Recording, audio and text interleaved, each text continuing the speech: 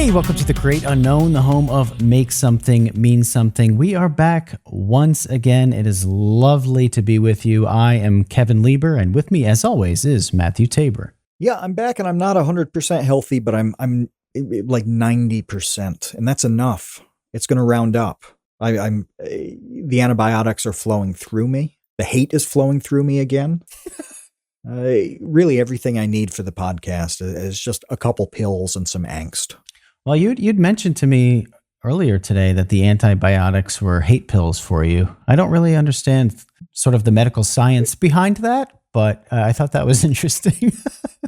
It's been really funny because I was knocked down so severely with an infection that when it goes away, like this morning I woke up and it's like, do I have superpowers or is this just normal again? And it not feeling that horrible just felt incredible. Like it was better than I've ever felt in my life, which it clearly isn't. I still go up the stairs and like wheeze because it's going to take forever to get energy back. But that's an improvement. So at least I'm like mentally lying to myself, to where I feel superhuman. So, now I have to jump out the window and see if I can fly, do all those meth head things where, you feel like you have powers. Mm-hmm. Yeah. It's just interesting to me that specifically it's turned to hate for you. That's sort of like the first fork in the road that you take is straight into hate energy. Now I feel good enough to decide to be evil. Yeah, it's a coincidence that all the things I was doing and exposing myself to as I was sick were angsty things. I was reading a book that I didn't like, and that pushed me toward angst. Just all sorts of things, it was a coincidence. But then when I had the energy, it's like, oh, well, my energy is being channeled into the negative. This is good. This is good. I'll stomp the gas on the hate pedal, Yes. Let it flow through you. Well, I want to mention something that we forgot. I think we completely forgot to bring up last week. And that has to do, well, hopefully we're far enough into the podcast where YouTube isn't going to be upset by this. Your mouse bomb that you oh my God. so graciously allowed me to use as a prop in the most recent Vsauce 2 video, the population bomb video. If you haven't seen it yet, please go check it out. The opening to that video features a very large bomb that, you probably should at some point actually. Are you comfortable telling the story of the bomb? How I got the bomb? Yeah, you're like little bit of nervous encounters. It was a lot of nerves. Yeah.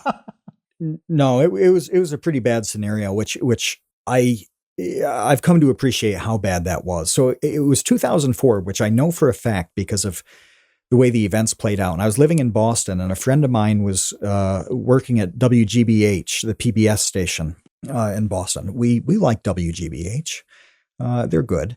And he called me and said, hey, I've got this big bomb from a show we were just filming, and we're done with it. We're going to throw it out. Do you want this bomb? It's like, if you've seen the Vsauce 2 video, this is probably a 4-foot bomb. Do you think that's fair?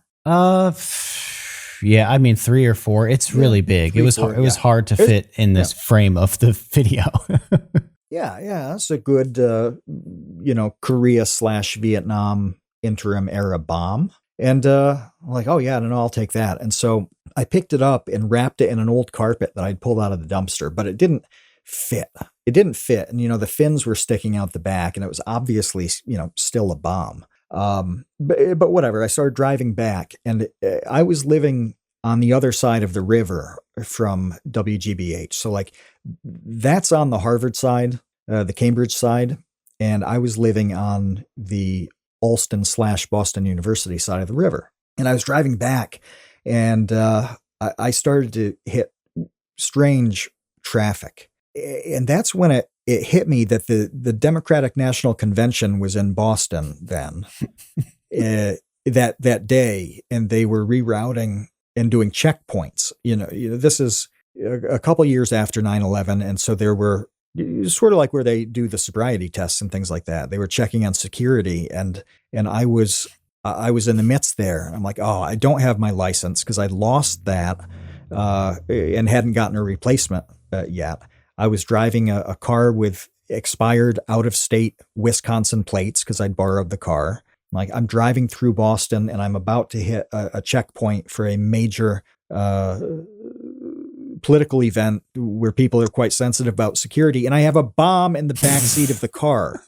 This is the worst moment of my life. And so I yanked the wheel into an alley. Like those cities where the apartment buildings are really close together and an alley will just fit one car and that's it.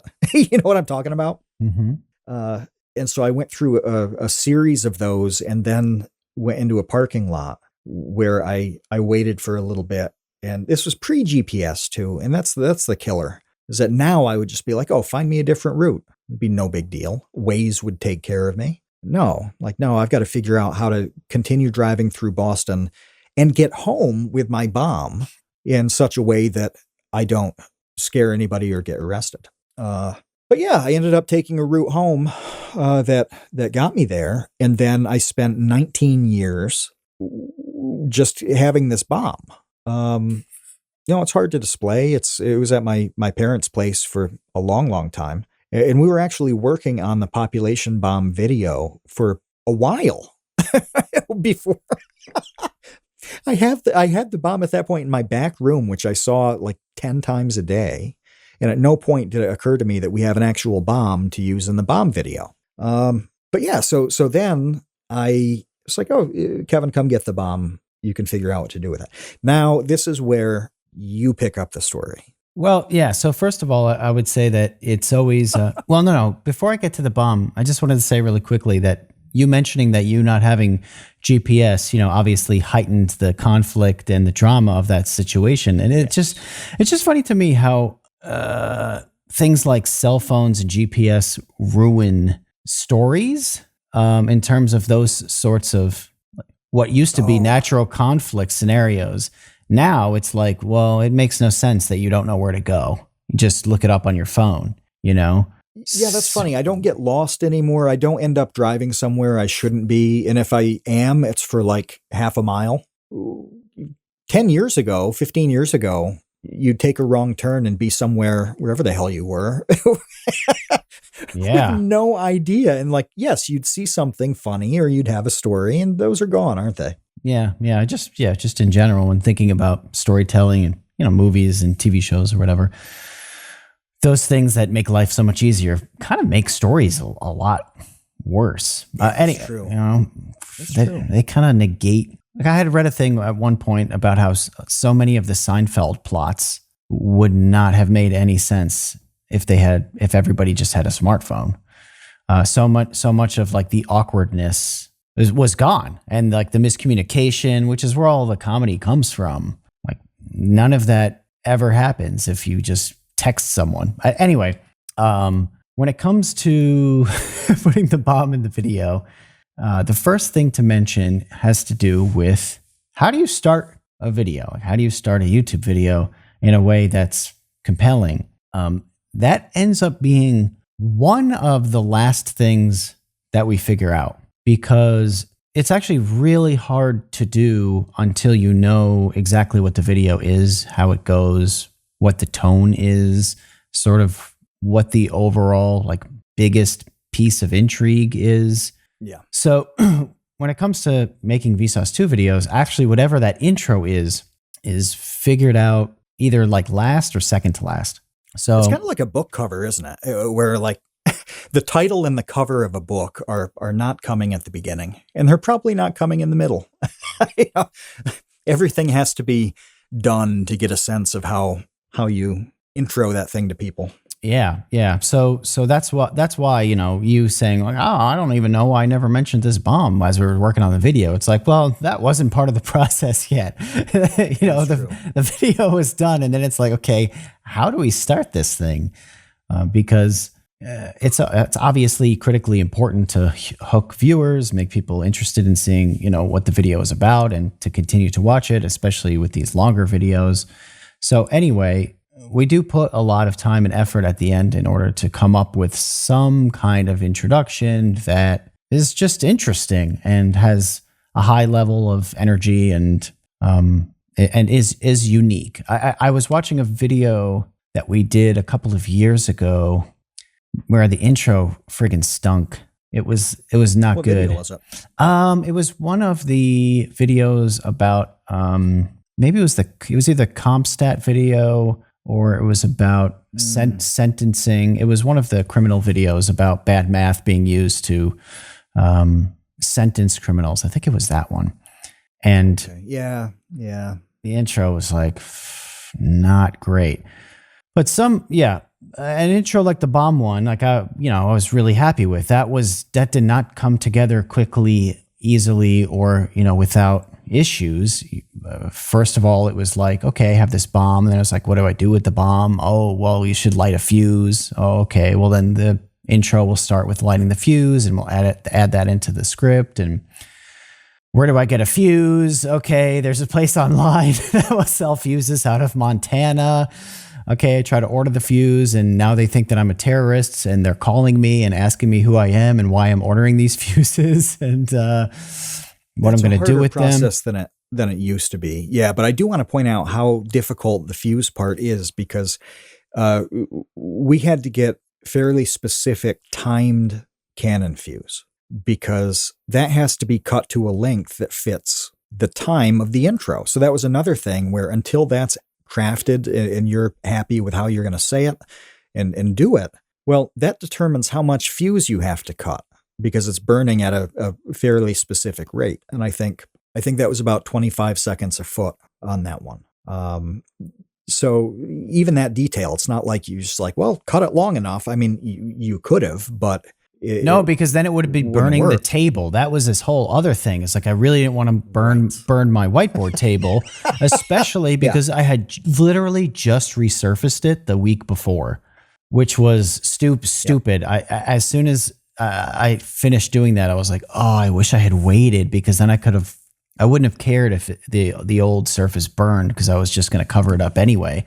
But that added a little bit of complication to the shoot because it was like, all right, I literally just put a brand new whiteboard surface on this table. I do not want to ruin it by burning it with a fuse, which is insanely hot, and it does not go out until it's burned through. You cannot put that thing out. I mean, you can't put it out.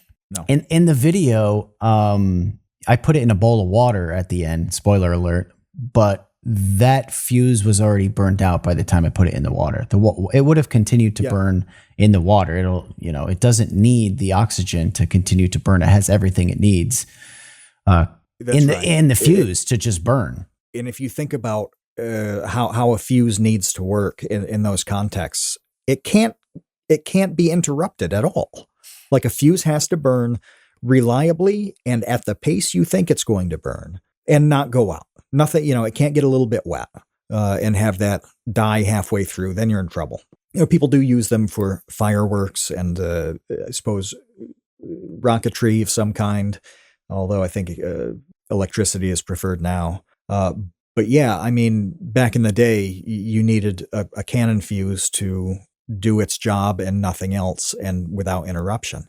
And it burns hot. I mean, really hot. I don't know the actual temperature, but it's not like if that had hit the table, it's not like dropping a match on the table. If that had happened, you're going to get a little brown spot from the heat and whatever. No. This is closer to like magnesium burning. It is horrible, searing hot.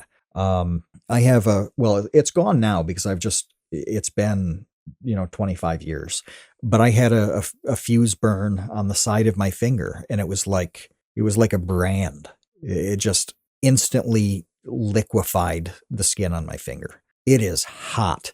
So, it's definitely a don't try this at home kind of thing.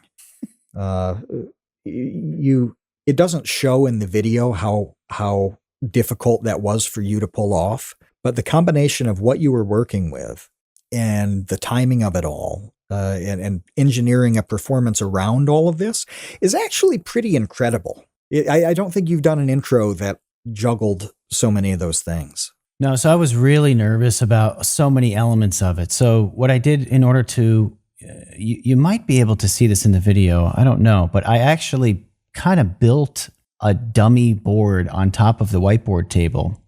I had a piece actually of this table that I used to record the podcast, sort of like an underneath shelf of this table, which is about 4 feet long. I unscrewed that from the table. I dismantled it. So then I just had a piece of plywood, and then we wrapped that in white, what's essentially butcher paper. So this basically chunk of plywood board was then wrapped in white paper tightly, so you didn't see it. Hopefully you couldn't tell. And I put that on top of the whiteboard to act as a shield. So in the instance in which something went horribly wrong, the bomb fell over, the fuse fell out, or it just, scraped along the table as it was burning. I didn't really know what was exactly going to happen. I wanted something to add protection to the whiteboard table. Not that it would have been the end of the world if it got burned, but it would have delayed. It would have delayed shooting more because I would have had to order another, whiteboard surface and then apply it and blah blah blah blah blah. It just would have made life miserable. So anyway, I did that. Getting the bomb in the frame with the fuse with me took way longer than I thought it was going to. Simply just framing the shot, staging it properly. So I ended up using kind of like a TV dinner table, like one of those folding tables that you would eat TV dinners on in the 80s. I don't know if people have those anymore. We still have one where you just gotta fold it up and you put it in the closet and you take it out and it's just like a very small folding table. Ended up using that with a cardboard box on top of that also got wrapped in white paper so it would kind of blend seamlessly into the background. Because at first I tried to use hardcover books to prop the bomb up, and that looked terrible because basically your eyes just gravitated towards the books and like all you were looking at in the frame. This is probably too much information, especially for people who can't like imagine things visually. But I assure you that if there was like a stack of hardcover books on the table propping up this bomb, it looked like a total chaotic disaster visually. So anyway, I spent hours just setting up, like figuring out how to set that bomb up so that it wasn't distracting. You could see the whole thing. Because another thing I tried to do was just to have kind of like the front half of it in frame, which ended up looking like an oxygen tank. Like it didn't look like a bomb at all. If you just see like this large cylinder sticking out, it looked like like some kind of like air tank. So anyway, and then the last thing was the smoke alarms. So I knew that the smoke detectors were going to go off. I mean, I was pretty sure they were going to go off because the fuse just billows smoke. It is not subtle. It just blasts smoke into the air as it's burning. But I couldn't open all the windows because I want it quiet on the set while I'm shooting. So all the windows are closed and it's just smoke billowing everywhere. And I was just, once again, just hoping that I got through my monologue, my intro, before the smoke detectors started like beeping and blaring, which would have, again, ruined the take. So there were like a lot of things that had to go right, and then also had to figure out ahead of time to sort of prevent things from definitely going really wrong in order to just do that freaking intro. And I also really wanted to do it in one take because I knew that sort of like the soot and ash from the fuse would get all over that table as it burnt off, and that would make a mess. And you would definitely see that on camera. You would see that, I'd already, it like reminded me sort of if you ever watch movies that have car chases where they're in like untrammeled ground so that you have to see the tire tracks for the first time. It can't be like take 8 and there's like all of these tire tracks where they kept trying to do this, maneuver. Yeah, you get one shot at that. Yeah, or it's just a nightmare to redo. So anyway, Then it was figuring out how to connect the fuse to the bomb. How was I actually going to make it stay so as it was burning? Because when I tested it outside, the energy from the burn actually moved the fuse a lot. It was kind of like wildly... It's like a snake. Yeah, it was like a snake zipping around. And I'm like, oh man, like if I light this thing and it just kind of does its own thing, it might blast across the room. I don't know. Like it needs to be secured firmly in this bomb so that nightmare scenario also doesn't occur. The other thing I was concerned about was, well, what if the thing burns through the bomb and out the other side? So I didn't know whether or not it was open through the other side or whether it was like a closed system, a closed sort of tank that just had like a hole in one end, was hollow, and then was closed at the bottom. I didn't know. I needed to figure out like exactly what was going on here with the construction of the bomb, just so I knew that, if it's closed, then it will burn into the bomb, and whatever happens in the bomb doesn't matter. It won't fall out the other side and then burn through the floor. That's what that was one of the things I was worried about. Like, what if this thing just keeps burning? It blasts through the other end, drops on the floor. I can't extinguish it. And now I have a hole in my floor. So it's really hard to see inside the bomb. It's not a very large opening, maybe 2 inches of an opening. Yeah. That's about right. And due to the nature of it being a small opening in a very long container that is closed, I found out it is closed, it's super dark in there. And it's actually hard to see in. You can't just kind of like hold the thing up to the light, for instance, and see inside of it. No. So we got a flashlight, and I actually asked my wife, who helps me with all of my shoots, and she was helping me with this one, of course. I said, hey, just turn on the flashlight of your phone and look inside the bomb, and I'll go on the other end and I'll look for the light so that I can see whether or not there's a pass through, because I'll see the light on the other side. She's like, okay. So she turns on the flashlight on her phone. She points it at the hole. She looks inside the bomb, and I mean, her face goes like pale white. Like all of the blood drains from her face as if she's seen a ghost or something. And she was repulsed by whatever it is that she saw inside. She just said like, oh my God. And then like wouldn't say anything else. And I'm like, so now I'm instantly like, oh, what is the problem? Like something is really wrong with whatever is inside this bomb. Like this was not she was not being funny. She was not making a joke. Like it was clear that she was like really disturbed by something inside this bomb, like really legitimately freaked out and disgusted by something in the bomb. So my first thought is spiders. I'm like, oh yeah. Okay, so this bomb has just been, sitting around your house for however long. It's super dark in there, and probably like a great environment for a bunch of spiders to live in. So that would work. Yeah, no, that's a decent theory. Yeah, so I'm thinking, I'm like, okay, so this thing is full of spiders. That's really disgusting. I don't say this out loud. This is like instantly what my brain goes to. And she goes, it's full of mice. And I'm like, what? She's like, I don't know. I think it's full of mice. I'm not sure, but there's something in there, and I think it's a lot of mice. I'm like, what? That doesn't make really any sense. So I'm thinking, she's just, it's really dark inside the thing. It's hard to see in there.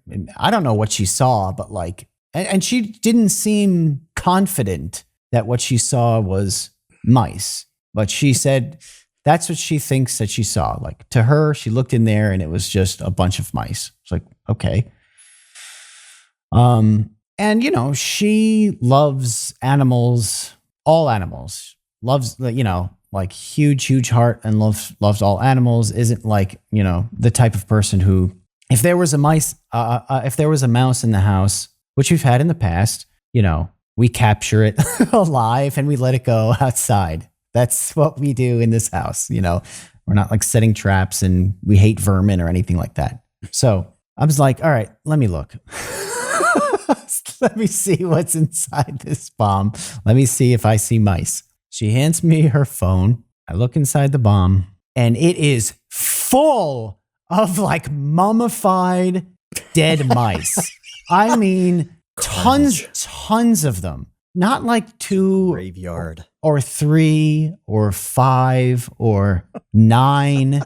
It is double digits, easily double digits of mice just encrusted and tangled together in a mass mouse grave inside of this bomb that is who knows how old. Because let me say something about this mouse grave inside that bomb. They are like cement block, will not move in this bomb. Because I moved the bomb a lot from your place, set it up. I moved it a whole lot, framing it in the picture. It's not like I heard anything. There was nothing rattling around or sliding or shifting within this bomb. There was no reason whatsoever to think for any reason there was anything in the bomb. It felt and seemed totally hollow. However, there is something in this bomb that will always be in this bomb because I don't know how you would get it out. Lives. But it is like 30 mummified, encrusted dead mice inside that bomb. And it was truly shocking and disgusting to see. It's gross. When you told me about this, I'm thinking, I have to send a text message here that says like, sorry, I accidentally gave you a bomb full of dead mice. This is the reality of life here. God, it was funny, but I started thinking back too, when this when did this happen, right? Because dead mice stink. If you've ever had a mouse die somewhere and you don't know about it, it smells like it's a bad smell. Well, I never smelled any of this. And I was thinking about where it had been stored. It had always been stored upright too. And that's not impossible for mice to climb up, but it would be really unlikely given how thin the fins are and that there's no incentive driving them up there. It's not like, I stacked peanut butter on top of the bomb. So yeah, it was like, how would they even get in? Well, I think these are actually, at a minimum, PBS mice. I think they are public broadcast vermin because I remember getting it. And this, as we talked about it, I started to think about it. I remember getting it home after that drive and looking in, which I never saw anything on the inside because, like you said, it's virtually impossible to see in. But I remember when my face got close, oh my God, it stunk. It smelled so bad. But it didn't smell like it didn't emanate from the thing. So I'm thinking, okay, well, I just don't sniff the bomb. It's not like it stinks in the corner. I don't have to worry about this. I just don't deliberately smell the bomb. And I never thought about it again. So I think that those mice got in 2004 or before, and I've been carrying them across state lines from house to house for nearly 20 years. This mausoleum, this mausoleum. And you're right, they are glued in. And the best I can think of is to take a dowel, because that would be thin enough. Put a dowel in and like try to dislodge the bones from the bottom of it. But I have a feeling I wouldn't be able to get them all because mouse bones are so little. It's like you're making guacamole or something. You're just like mashing it up. Oh, Yeah. like I'm a not sure what mortar to and do with it at pestle. this That's point. what I was trying to think of. That's what it would be like. It'd be a mortar. It'd be a Yeah. mortar and pestle of mice. I don't know what you've been sipping, but you've got it all wrong. It's time to commit to the leaf. We've embraced the smoothness and surprising pick-me-up that tea provides. I literally drink it all day long, nearly a gallon a day, and it powers me through research, script writing, and forums on websites that I refuse to name here. But we don't drink normie NPC tea. We drink cultured and refined anime tea from the Dragon's Treasure. Kevin still likes the gunpowder green called Space Cowboy, and I've sampled nearly 40 Dragon's Treasure teas at this point. Lately, I've been slamming black teas like Kentucky Bourbon and Liquefied Berserk Despair. Scottish Breakfast is deep and peaty, and I smooth it over with Sebastian's Morning Earl Grey, which has the best vanilla cream taste I think I've ever had in a cup. Give me a pot of that with a hot meatball sub from Sal's Pizza and Brooks Barbecue Chicken to wash down my last meal on death row. I highly recommend the sampler packs. You'll want to try everything just like I did. I literally have not had one tea that I wouldn't be happy to reorder. The Dragon's Wings membership fuels new tea experimentation, and the Tea of the Month Club provides a regularly scheduled surprise. And when you order from the Dragon's Treasure using code CREATE, you'll get 10% off your order. That's 10% off using the code CREATE at thedragonstreasure.com. The link's in the description. Well, now that I've got it back, I don't know what to do with it. I wanted to put it in the back room. I'm like, oh, that would be cool with streaming. But I just don't have a good space for it. I tried to years ago. I tried to convince my mom because I told her this mouse story. I'm like, you wouldn't believe this. You'll totally believe it when I tell you. And she said, I'd forgotten this, but she said, you remember when you brought it home from Boston and you tried to get us to bury it in the lawn? And I thought that would be the funniest thing to have it sort of near the road, like half sticking out of the ground at an angle. So it looked like a bomb had just dropped out of the sky and was stuck in the lawn. Yeah. I thought that was a fantastic idea, but my parents wouldn't go for it, and they never did it. I would do it now on my own lawn, but I have concerns about neighbors who tend to gravitate towards scrap metal. I don't think that bomb would last very long.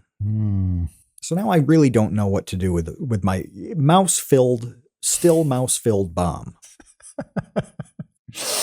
I should put it on eBay and title the thing like Vsauce 2 mouse-filled bomb, one of a kind.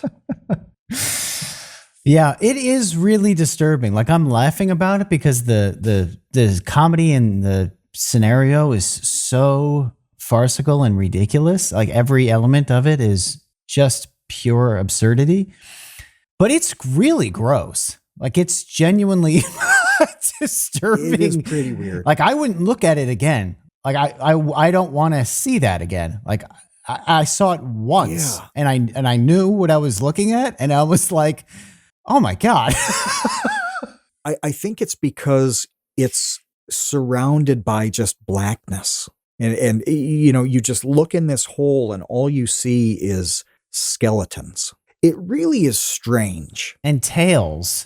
So many tails. Well, the bones and the tails. I mean, the tails have bones, and so like, you're right. I'm not squeamish about that kind of stuff. That doesn't bother me on that level. Like, no, there's nothing there. But I felt the same way where I looked in and I'm like, that's a pretty weird sight. there's something about this narrow picture of like an open graveyard, even though it's just mice, that is just bizarre. It was strange. Yeah, it's like a peephole into death. It really is. In a bomb, which is also, a mechanism of death. Too. Yeah. Yeah. It's death, all the way down. And it's truly horror movie level. It is horror movie level. It's unsettling. I think that's the right word for it. Like, because it's not scary. It's not whatever, but it's unsettling. It's just strange in a bad way. And so you saying horror movie, I mean, that's what so many good scenes in a horror movie are. Somebody who sees something where it just, the character is really bothered by it and they can't help but be bothered by it. And it's that kind of destabilizer.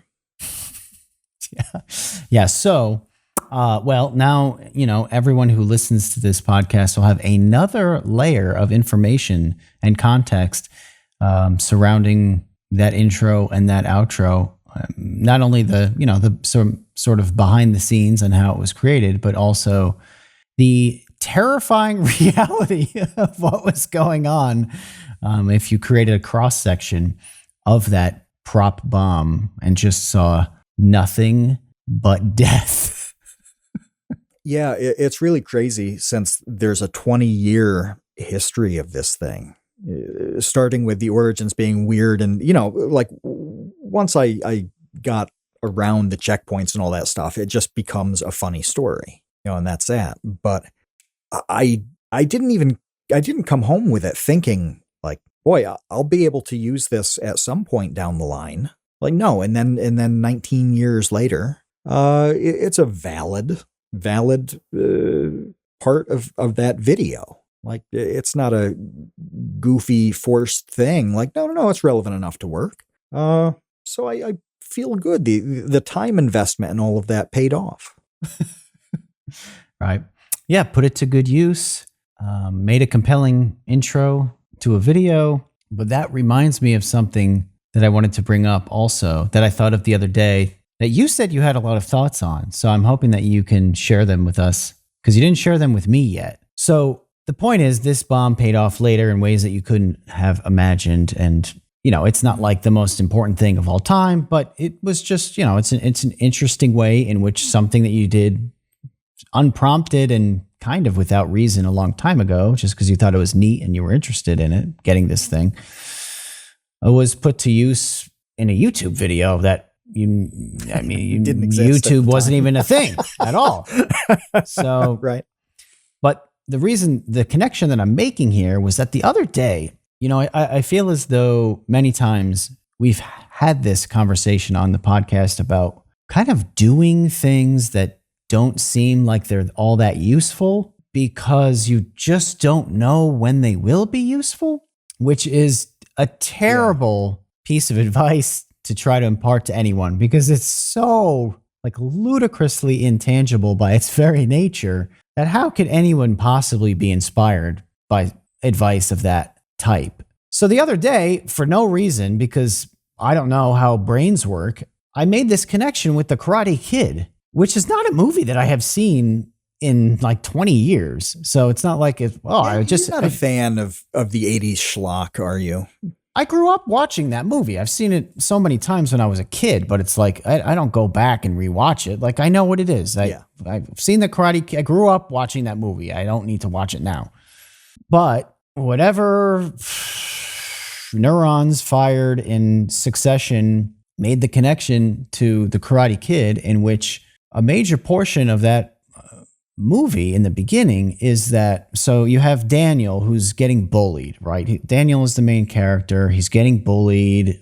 He's getting beat up by these kids who know karate, the Cobra Kai kids at school. They beat him up. He can't defend himself. And there's this guy, his neighbor, Mr. Miyagi, who just so happens to be like a karate, guru, sensei, master, whatever. And so he asks him, I want to learn karate so that I can defend myself. I'm getting beat up by these guys who are jerks. I want to be able to stand up for myself, self-defense, fight back, that sort of thing. Okay, here's your movie. Well, Mr. Miyagi does not teach Daniel karate. He's not like, sure, be my apprentice. Here's how you punch. Like, that's not what he does. He makes him wax his car and paint his fence and do all of these odd jobs. That's how he starts his training to learn karate. So there's like a very famous thing about wax on, wax off, and it has to do with the motion of waxing Mr. Miyagi's car. And the connection that I made is that this is how everything works that we try to talk about in like a very intangible, esoteric way, in which it's like, no, do you want to learn karate? Okay, learn how to paint a fence first. And the physical tools and muscle memory of learning how to paint this fence, the way that you're using your muscles and, moving your arm up and down, the way that you're creating this motion with your hands and building the muscles for waxing a car, Once you have that foundation, okay, now we can start talking about how to defend yourself and how to do karate. But you got to start with what is seemingly completely unrelated menial garbage tasks in order to get to the thing that you want to do. Yep. Yeah. I mean, it goes so far beyond the things that we talk about with this. And yeah, I mean, when I said to you, I have a lot of thoughts on this, I could go for hours and hours on this concept because I have in the past. So, I mean, it's something I've been thinking about for over 20 years. And there's so many analogies where it's obvious that things work this way. Sports is a great one. You say, I want to play basketball. I want to do archery. It doesn't matter what the sport or game is. First and foremost, you have to be able to control your body and then usually repeat motion. So this can be completely and totally different, where contrast something like golf with being a marathon runner. Okay, golf is not, you don't need tremendous cardio to play golf, okay? But you do need to be able to have very specific control of your body, and you have to be able to repeat that motion. It was like that for me with bowling, where there's not a lot of room for error between shots. Like, you have to do it the same way every time, or you're going to do very badly. Well, with something like marathon running, it's a different kind of control. You know, you obviously have to develop different parts of your body. But all of this comes back to, am I able to execute the thing reliably and as I intend to? Okay, well, that goes back to stuff we've talked about a lot this year. If you want to be able to repeat motion specifically and deliberately and reliably, well, you're not going to be able to do it if you haven't eaten in 2 days. You're not going to be able to do it with a hangover. You can't do it if you haven't slept. You know, so these are really basic things that have absolutely nothing to do with the sport or game that have a tremendous influence on the performance. So it's that basic thing undergirding the actual thing, you know? And when you deep dive into getting to what the actual thing is, most of it is very boring. Most of it is some version of a wax on, wax off, where you're learning some kind of skill or technique or whatever it is that is not directly relevant to the thing you want to do. Or you're doing something that puts you in a position to do that thing. You have to be at a very, very high level of something where you start to deal exclusively with the actual thing. Like, it seems so bizarre to say that, but when you really get into the high-end details of something, yes, then it's all about that thing. But 99% of it is totally unrelated. The reason I have so much to say about this is because this is how school works, okay? This is why so many people, well, one of the reasons so many people dislike school, because nothing seems relevant at all. It is not relevant. And that's actually part of the point. The big one is math. You know, I'll see a really good Twitter meme or something that's like, made it through another day, miraculously not using the Pythagorean theorem. Yes, you don't really use any of those things often, if at all. That's not the point, though. All of these experiences and bits of knowledge, just all of that is this huge warehouse of stuff that bounces around. It leads to something that maybe you create. It can lead to unique things. You have to have a lot of these going to come up with something original and unique. Or it helps the established things fall into place. And I know this is super conceptual, but this is how everything works. It's how getting the bomb worked. Stupidly, 20 years later, there's a reason for it. I went on a trip to Milwaukee in probably 2003, and two things happened on that trip. One of which is I went to a garage sale, and I bought for $100 the entire set of the Great Books series. I have used those books in a professional capacity for 20 years. I just thought they looked great and it would be a cool thing to have. I bought them, I shipped them home, called it a day. Well, I didn't know at the time how often I would reference those, but it has been amazing. And the return on that investment is incalculable. Another one is calculable and very specific. I went to a museum exhibit for an industrial designer named Brooks Stevens. And he designed for Harley-Davidson, Evinrude boat motors. He designed kitchen appliances. He's generally credited with kind of debuting the planned obsolescence that we complain about with iPhones and things like that. His theory was, yeah, your boat motor is not going to run out in 5 years. It's not going to die, but we want to make something that looks cool enough that you want to buy the new one. It was a cool exhibit. It was great. He also worked with train cars, designed the interiors on the Hiawatha line, I think. Anyway, 10 years later, I ended up getting a gig with a guy who was writing books about steam trains. And I was the only person he'd talked to who had any sense of the design and the aesthetics of these trains. And it was because I went to this museum exhibit to do a thing, really. It's not like I had any interest in it. I didn't know who Brooks Stevens was at the time. And then it paid off with a paying gig, however many years later. And the guy straight told me, he's like, yeah, you, other people were capable on the artistic side, but you actually know this material. Well, that one paid off. Everything works this way. You kind of tirelessly have to do things. You have to find things out. You have to know things, talk to people. You have no idea how it's going to come up later. It is impossible to tell. And Kevin, before I throw this back to you, I want to say one more thing. If it's something that you can tell how it's going to play out, it's a specific set of skills. That is the most replaceable thing in the world.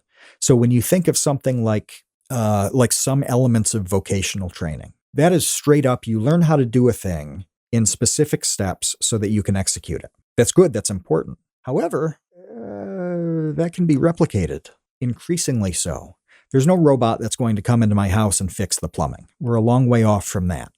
But there is one that can take an order at a fast food place and then whip out that burger. There are a lot of writers who are formulaic in their writing, and AI has already eclipsed them. They don't have any of these stores of knowledge to pull from. They can't come up with new and fresh ideas because those things are simply not in their head to bounce around.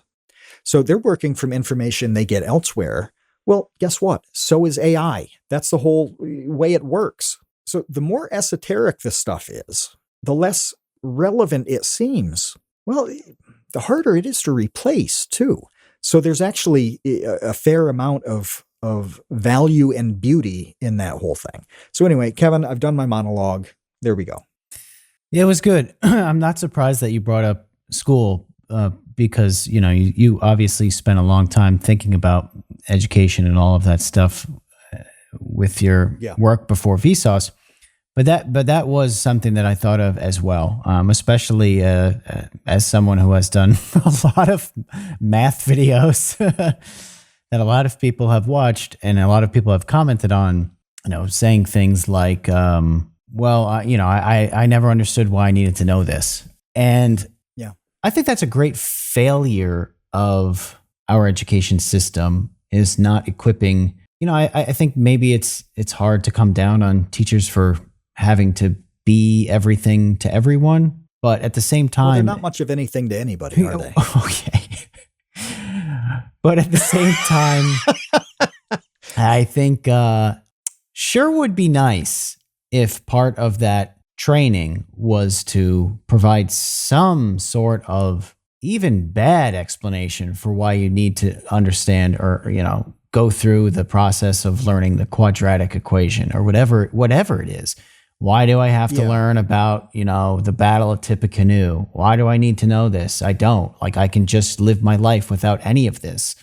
Because directly, yeah, you can. Yeah. And you don't will need any of that. directly, but indirectly, man, is it going to be a big difference between like you and someone else when it comes to whatever your career path is. If you're up against somebody else for some job opening or whatever it is, like learning how to think is kind of important. So yeah, like learning how to do basic algebra itself, maybe you don't need that, but the process of problem solving and working through that might make a pretty big difference, in your life.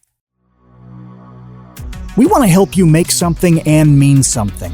And we say that phrase all the time because when you're making something and you know it means something, even if it's just to you, that's when you feel pretty good about what you're creating.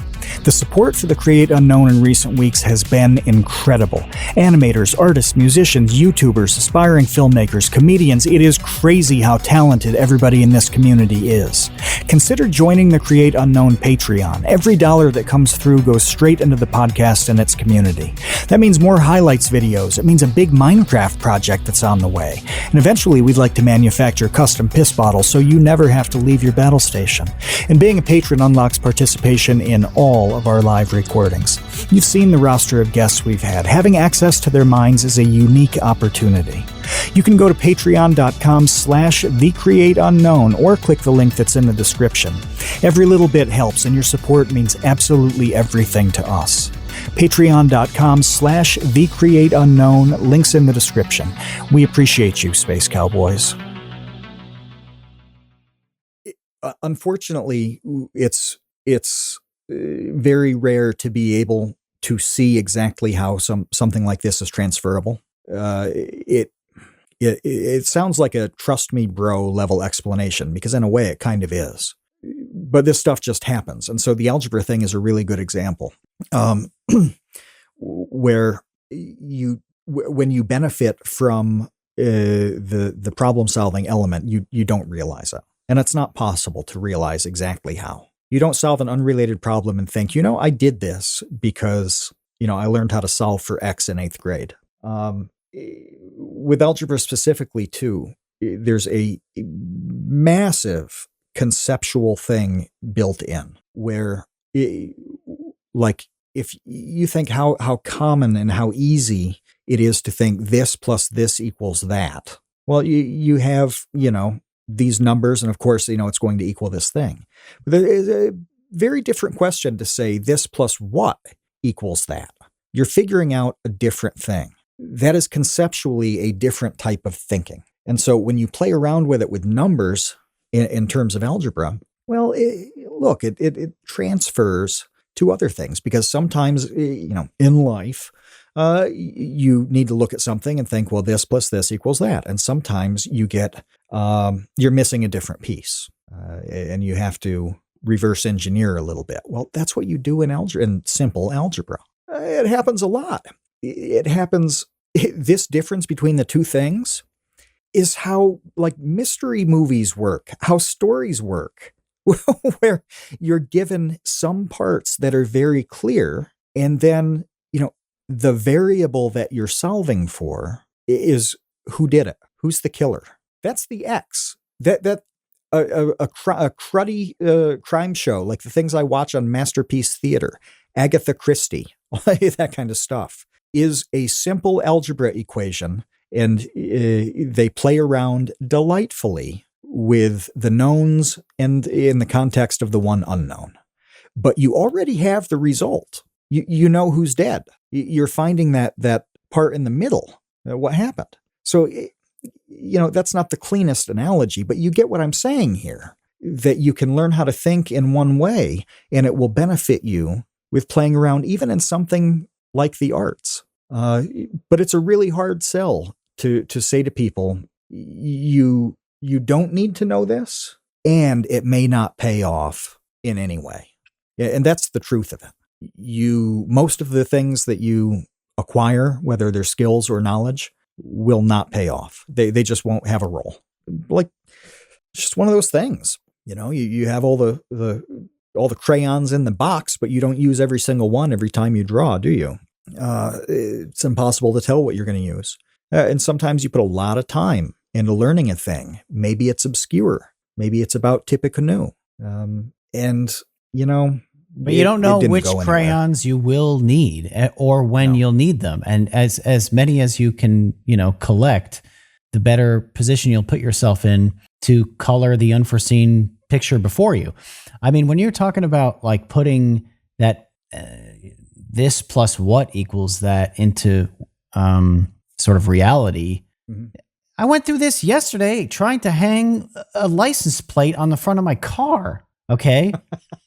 Because I order a front bracket license plate holder, which would just be, if it were to work properly, this plus this equals that. So this front bracket plus these screws plus, this grill on the car equals a properly mounted license plate bracket. Well, guess what? The screws that came with this kit were not long enough. There was no chance that this plus this would equal that because one of the thises was garbage. It was not going to work. I had an unknown variable now that I needed to solve, which is this plus what equals that. How am I going to get this stupid bracket on the front of my car and have it be secure enough that I'm not worried about the thing falling off when I don't have all of the pieces? So where does the thing actually mount? What size screw will work? What won't work? What type of screw? What kind of head on the screw? Do I need a washer so it doesn't slip through the thing? Where on the bracket can I actually put this thing through? Is it wide enough to even work? All of a sudden, I'm going through trying to solve this mystery, which is a really boring and stupid and lame mystery, which is to hang a license plate on my car. But guess what? That's life. Because almost nothing is as clean as this plus this equals that. It is a miracle if anything you try to do is that simplified. It is almost always some sort of problem-solving exercise. And the point that they never explained in school was that those things that they were forcing you to learn were giving you the crayons. They were giving you the framework in order to be able to solve some annoying, stupid problem like the Amazon license plate bracket that you ordered has the wrong screws. Right. Yeah. No, it's really hard to delineate how this works and how it doesn't. It's virtually impossible. But there are also two spheres. I want to make a distinction here, that there are the job/professional type spheres, and a lot of people think that you go to school, then you go to college, you do whatever for the purpose of getting a job. That the whole thing is this big vocational training thing. Well, that's one path, and then there's that functioning in life path, right? And it is so important to just stockpile stuff in your head and in your kind of gathered experiences so that you can talk to other people in the world. It's insane to me that people don't realize fully, or they don't find the value fully in how important this is to be able to talk to people and interact with the rest of the world. Yeah, maybe those specific things, Kevin, you haven't used Tippecanoe in your professional life. It's a good jokey reference. I mean, I brought it up as a funny word. It's a good reference. And because you can make that reference, I can say, well, I really like the Easton Press series of books, including the ones about the president and for the presidency. And for their series, they chose one biography called Old Tippecanoe, and they followed it up with one called And Tyler Too. Well, this was the saying back when they campaigned.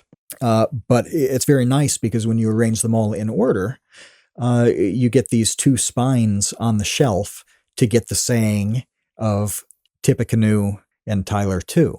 Well, I can go into this because I get your reference to Tippecanoe.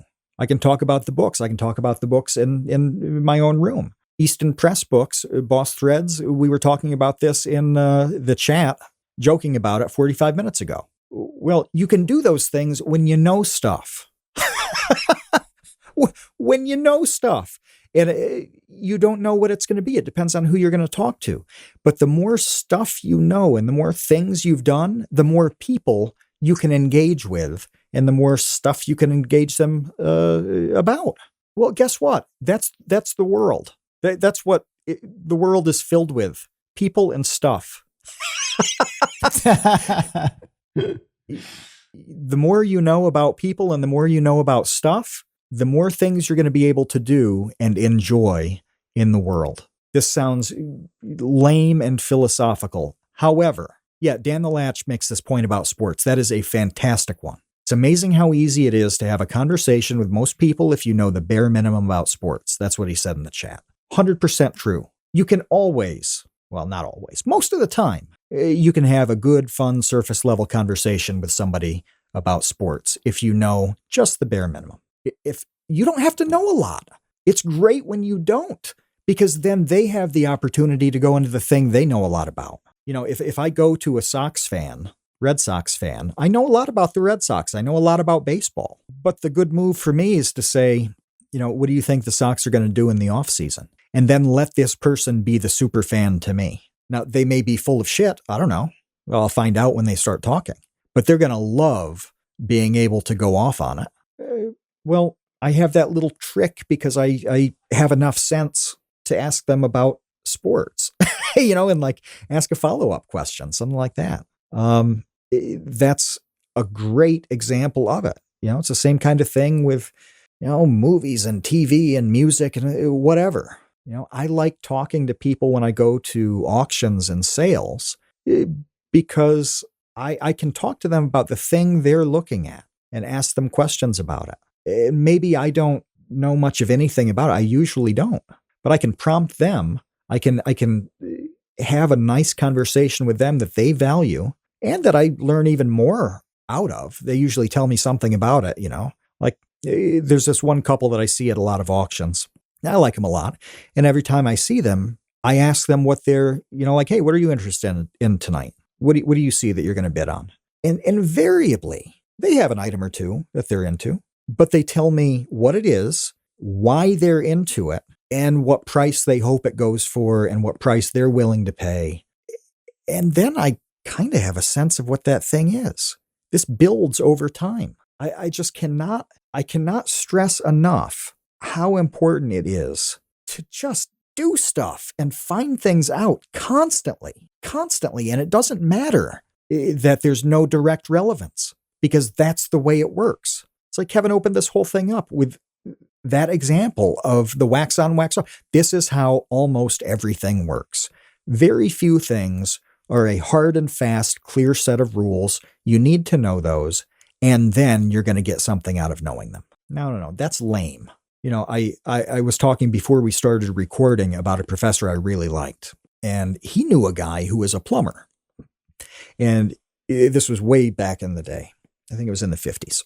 And the plumber hired an assistant. He put an ad in the paper specifically asking for somebody to who knew the classics, you know, the Latin and Greek classics. He mentioned nothing at all about plumbing. It took him a long time, but he ended up hiring an assistant. And the theory there was that this guy loved classical literature and similar things. He said, well, I spend all day working on these places with my assistant. I need to be able to talk about this. I have to have a conversation that I enjoy. It's like I can teach anybody plumbing.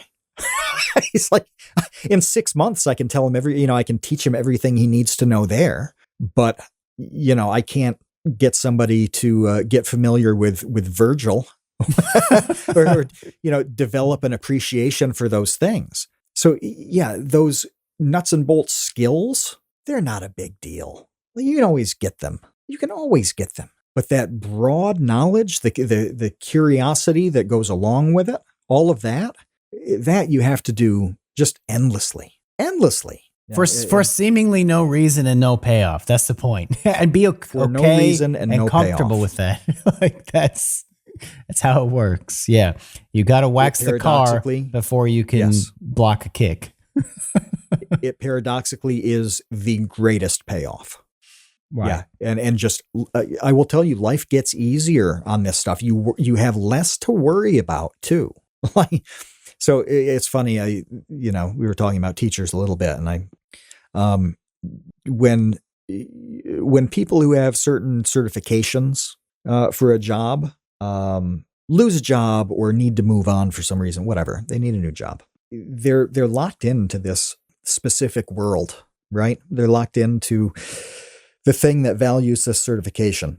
It's very hard. They have to make a tremendous shift to do anything else. Well, when you've put your efforts into all this stuff that we've been talking about, you can pivot anytime, and there's not a lot of stress with it. You can kind of do whatever you want. You are not locked into anything. That is massively freeing. There's a lot less stress.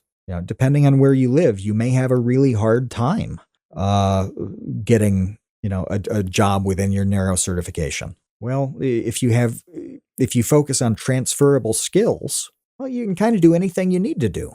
And if you need one of those certifications, you go and get it. Then you get it. It's not a big deal. But you have to just do all this stuff. And Kevin, it was perfect how you put that, for seemingly no purpose and no payoff. Yeah, but yeah, like you said, paradoxically, it's the ultimate payoff, which is having kind of like an easier, richer, fuller, happier life. It's very strange the way that works. One thing I want to say real quick that I thought while you were talking about just making small talk with people, for instance, at this auction, I thought of the exact opposite of that. Like, I guess you would call it like the tiniest small talk, which is the talk that you do with people Micro talk. Yeah, like micro talk. You don't know anything about the person. They don't know anything about you. You don't know what you're going to talk about. Maybe you don't know anything. You don't think you're confident in anything that you like is interesting to anyone else. Do you know what everyone talks about? The weather. The weather. Yes. That's like the trope, right? Like, it's like the classic, like jokey thing, but it's true. It's like, that's the thing when no one knows what to say, that you all are experiencing the weather. So that's what you talk about. Like, oh, some weather we're having, or raining again, isn't it?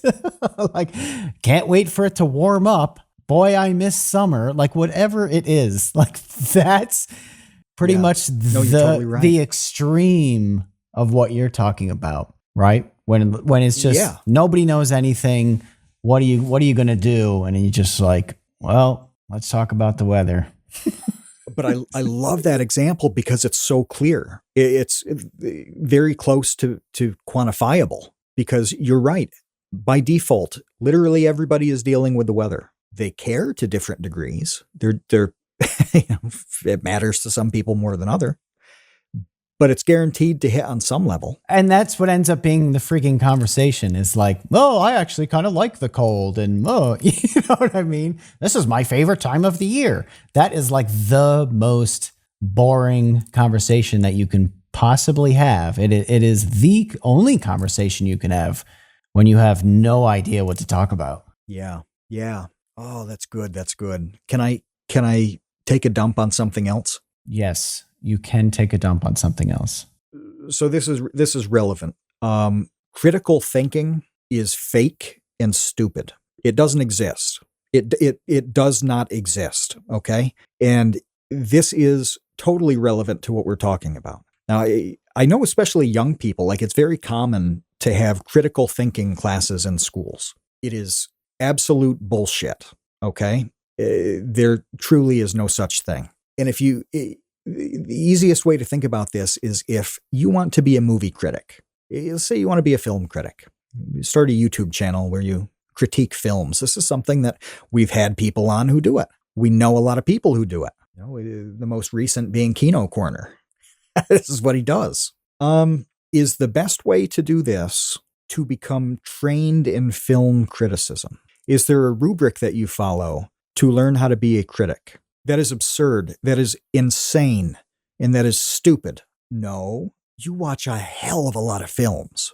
That's step one. You watch a lot of movies because thinking about them in a critical way happens from comparisons, for example. You think of all of them in terms of one another. Unless you're criticizing a thing in a narrow way. So like you watch I saw this with Napoleon the other day. You watch Napoleon and actually the battle didn't go this way, and you critique it on historical grounds. Well, that's a separate thing. You're not a film critic then. You're saying something's wrong about a film. But to get a sense of how to evaluate a movie, you probably need to see a couple thousand. Now, way down the line, you can see how some critics do it, and you can learn how to present your criticism, learn how to craft it. But there's no film critic school. If art worked this way, then the people who went to music school would be the chart toppers. Overwhelmingly, they would be trained in how to succeed in performing music, and then that success would actually play out in the world. That doesn't happen either. Sometimes there's a crossover.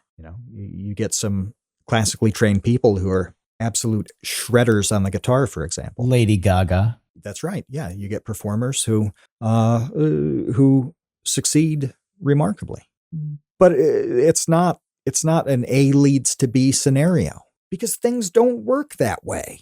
They don't. It's like if people, you see this all the time when they're, crapping on somebody. It's like, oh, exercise a little bit of critical thinking. What is critical thinking? Can you tell me the difference between critical thinking and just thinking? See, I don't like this topic because it's too hard for me to, on the fly, start parsing. And also really understanding like what you mean or what anybody else means by a term like critical thinking.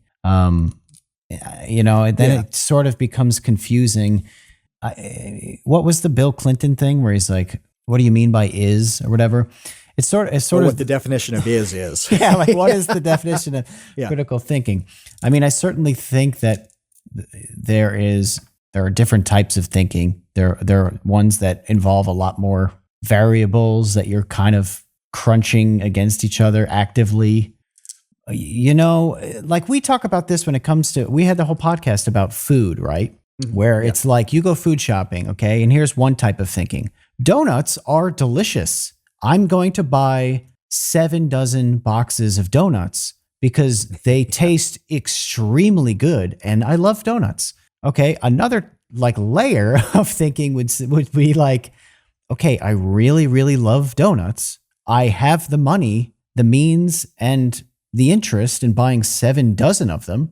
However, that will probably have negative effects on my short-term gut health and certainly like long-term goals of my own, physical appearance and health, right? That's like a step 2 sort of level of thinking. Now, we have done a lot of videos on Vsauce 2 about thinking, about, different things like the research about how the mind works, which I'm not trying to be cute with it, but that seems different to me than thinking. I actually don't know what thinking is, so I'm useless on this as well. Well, we did that whole video about like Daniel Kahneman's thing.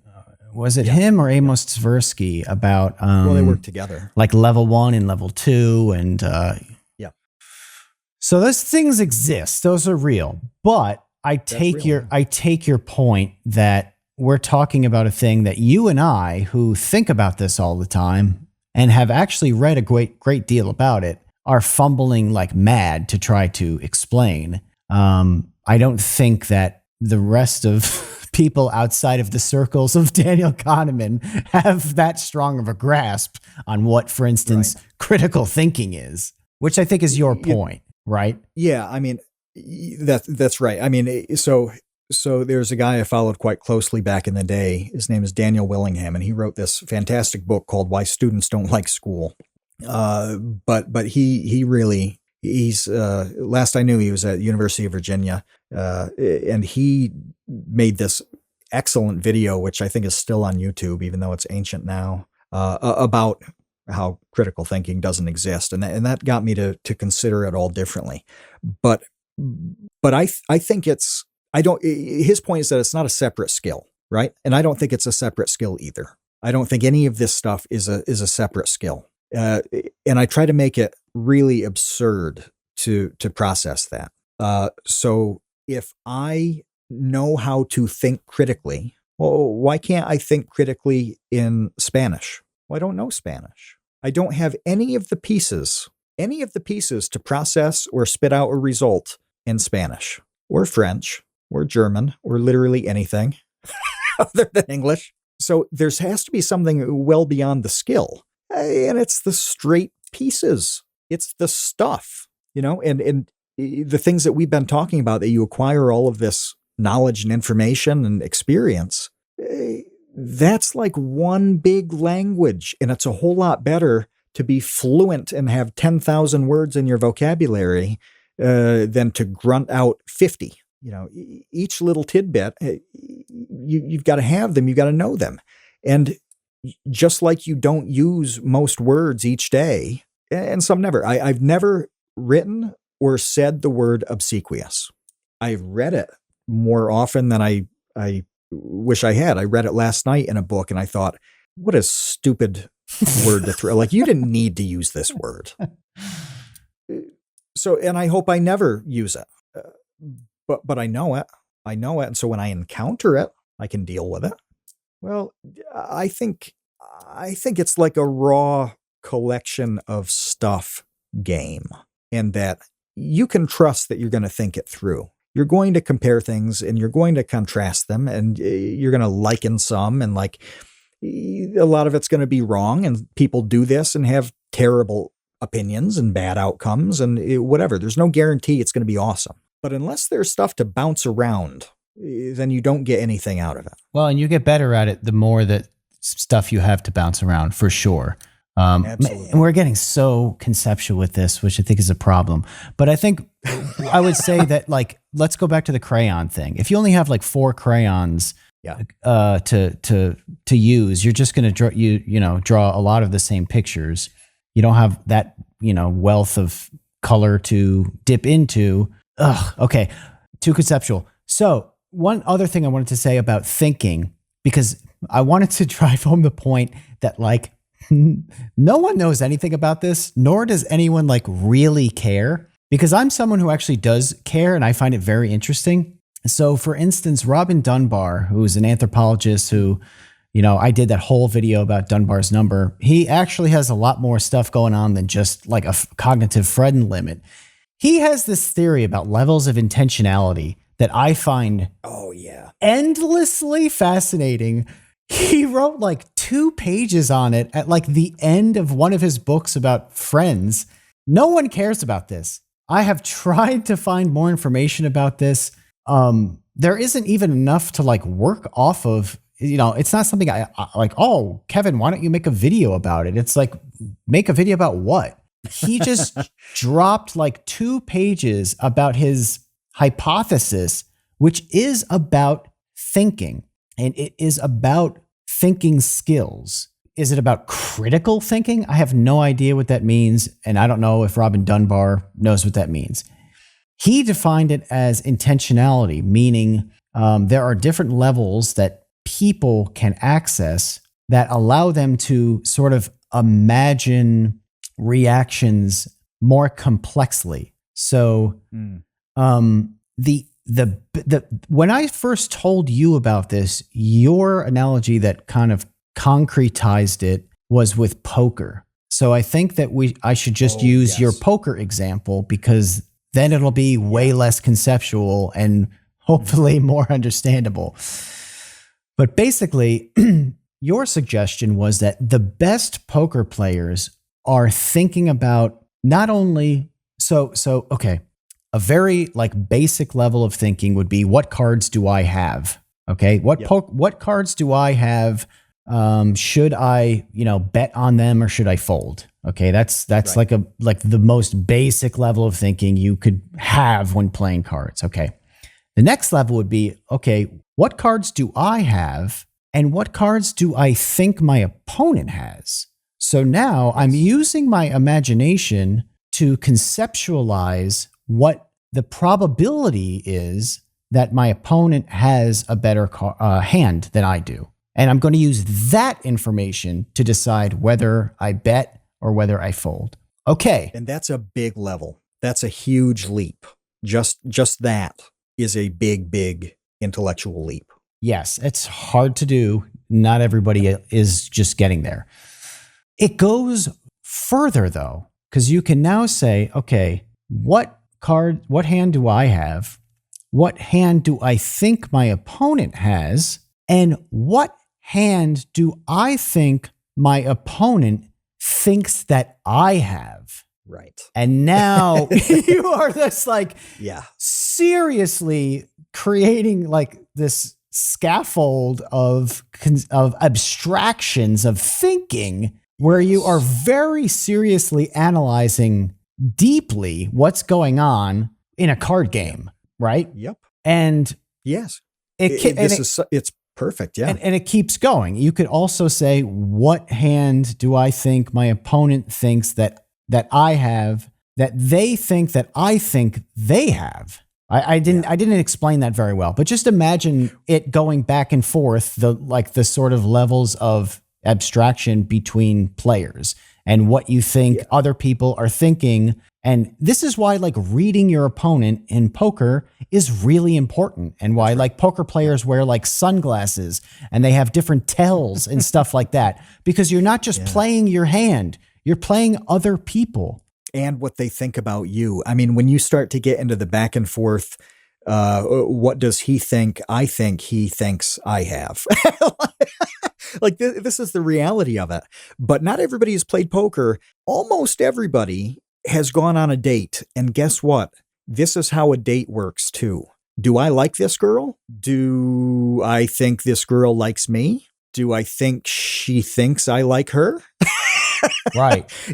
You get to a couple normal levels of this in regular life. So this levels of thinking thing that Kevin's talking about is actually something that happens really frequently in normal life.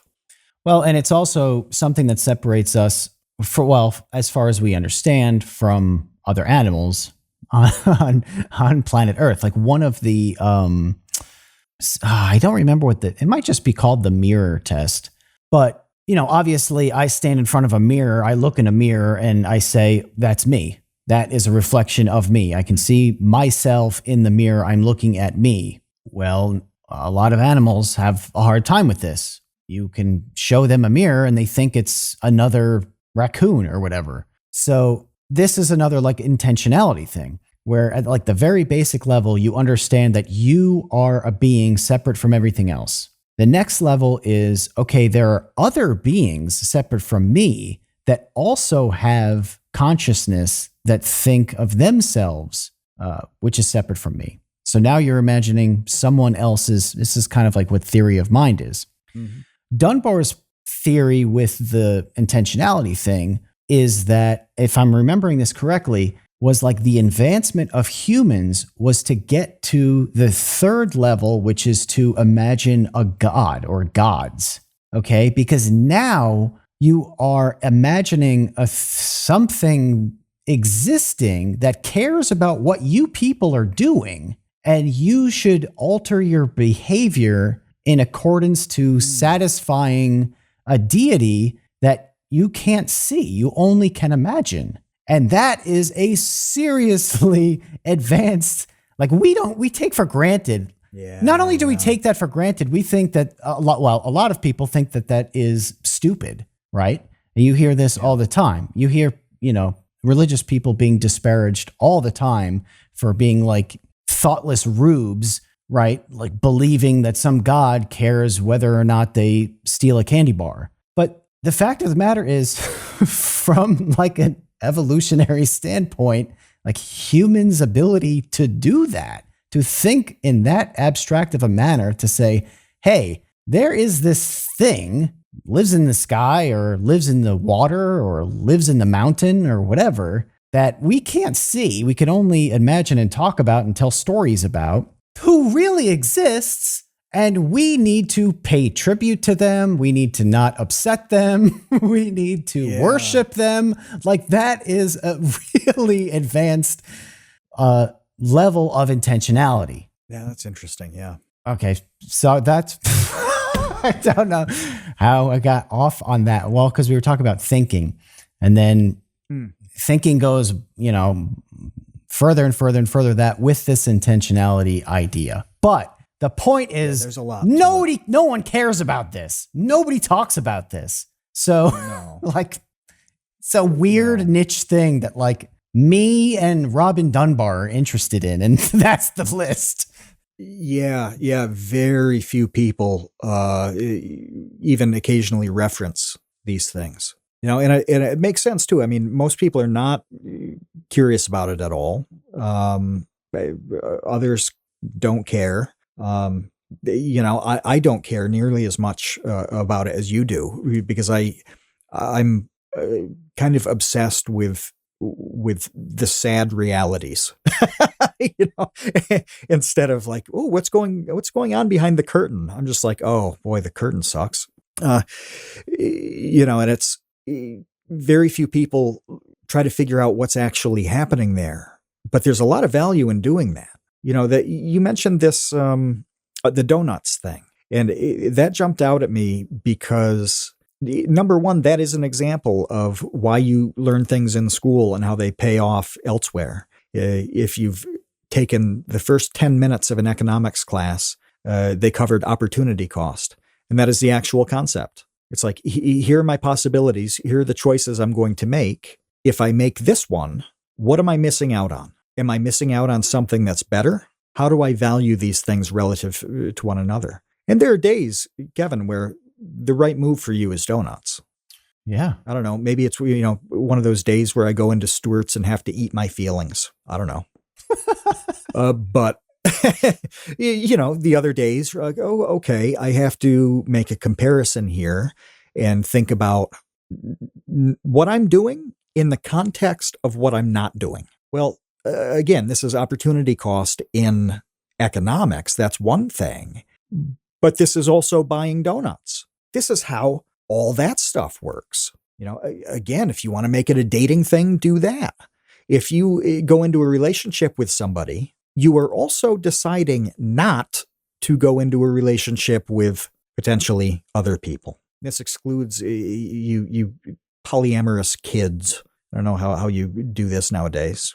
But most people, no, you choose one person like this and you're dating them. And part of that decision may very well be deciding to forego a different option. Well, maybe that was wise, maybe it wasn't, but whatever, you certainly thought about it to make your choice. Well, that's the opportunity cost here. So yeah, this kind of very stale, simple economic concept is actually working all day long. And Kevin, I love that you mentioned food on it, because it truly is the basis of eating. We're not in a position anymore where there's one thing to eat and you just eat it. No, you open your fridge and you see 50 things, or 5, I don't know, whatever. And you decide what it's going to be and what it's not going to be. Yeah, for most of humanity, it was like time for stew again. Yeah, it was, well, we had a potato crop that worked out this year, so we're going to eat potatoes all winter. Yeah. Potato stew, as it were. Yeah, the only choice was am I going to eat? How much am I going to eat? And that's it. Well, it's not like that now. And you have to make these decisions based on what the payoff or the consequence is going to be. And I have to do this really carefully, because if I eat what I want to eat, and I do not have the energy to do outdoor work that I want to do. So I have to eat stuff that I don't really want to eat so that I can have this payoff of not getting tired fast when I'm working outside is worth more to me than, just eating what I really want to eat that night. Well, that's an opportunity cost calculation. There are levels to all of these things. And maybe you get to it because you realize that when you eat donuts, you're tired and you gain weight. Maybe you get to, I need to make these comparisons because somebody told you in a microeconomics class. It doesn't really matter how you get it. It's a concept and a skill that you're going to apply to thousands of other things in your life. You just have to do this stuff. You have to acquire these things. Do you think this matters to people, Kevin? Do you think there's any hope for somebody to do more of what we're talking about? Or do you think there's a sort of constant level with every personality where they just kind of do what they do? Okay. For the most, that's not an easy question. Yeah, I think with like everything, it's probably like heavily skewed towards it not mattering, with a small proportion of it mattering a lot and it making a big difference. Because that's kind of how everything, also, we keep saying this is how everything works. One of the ways everything works is like a tiny percentage impacts the huge majority of everything. That sounds so vague, but I mean, we could say this with YouTube. I mean, there's a tiny percentage of, YouTubers that the majority of users, know about and watch. So yeah, I do think that it matters for a certain small percentage of people who need to hear it or are inspired by it or just need to hear it again. Maybe it helps contextualize things. I mean, we said earlier that I wish that, teachers did a better job of actually providing some sort of insight into like why things matter. Because there was always no insight. There was always no explanation at all. Yeah. Mine weren't able, and the ones that you look back and think, wow, they were pretty good, overwhelmingly did what you're saying. They were able to do that. The ones who stunk just simply did not have this. They did not have the chops for it. Yeah, and then it's really easy to not pay attention to that class because you think this doesn't matter, and you ask why does it matter, and they have no explanation for why it matters. So then you assume, well, then this doesn't matter. All the way through college, I had no understanding of what the point of learning history was. I didn't get it at all. Like now I have a much better understanding about the fact that learning history helps explain the structure of your reality.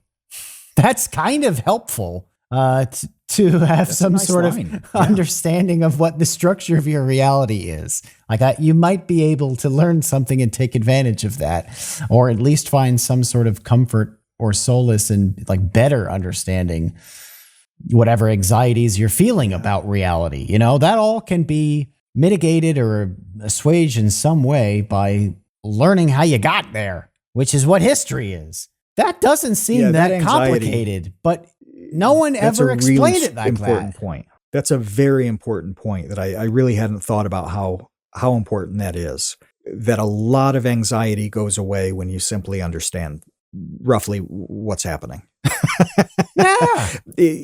And there's a lot of anxiety when you don't. We were talking about this with I forget what it was, but it was some kind of house repair thing. When something breaks and you know what's broken and how to fix it, it's really not a big deal.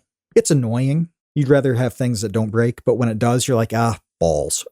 I've got to do this. When something goes wrong and you don't know why it went wrong or what the problem is, it is horrible. It is awful. It is the worst. You don't know who to call about it. You don't know what kind of, if it's a big fix, if it's a little fix, if it's a $50 fix, if it's a $1,400 fix.